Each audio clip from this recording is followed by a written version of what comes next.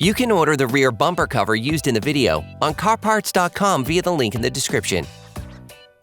Turn your engine off and set the parking brake. Pull on the trunk release handle and open the trunk. Using a small flathead screwdriver, lift the protective cover of the first rear bumper cover retaining bolt. Using a multi-bit screwdriver and a 10mm socket, unscrew the bumper cover retaining bolt. Do the same on the other side. Next, in the wheel arches, unscrew the two screws holding the rear bumper cover to the rear mudguard using a ratchet and a Phillips bit socket. Then, use the same tools to unscrew the screw holding the rear bumper cover to the bumper cover retainer. Repeat the same steps on the other side. Position yourself under the vehicle. Using a fork, remove the two rivets holding the bumper cover. You can now unclip the rear bumper cover from the bumper retainers.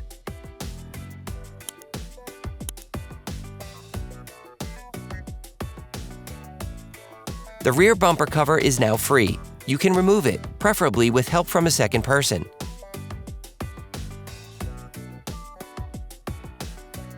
Hey, it's Alex from CarParts.com. If you enjoy this video and want to support us, like, comment, and subscribe. Okay, back to work. You can order the rear bumper cover used in the video on CarParts.com via the link in the description. Put the rear bumper cover back in place by its central part first. Then reattach each side to the bumper cover retainers. Then put the two rivets back in place.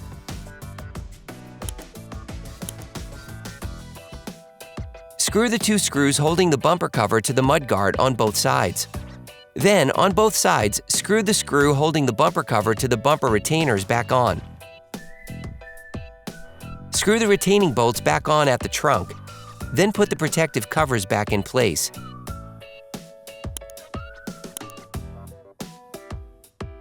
Operation complete.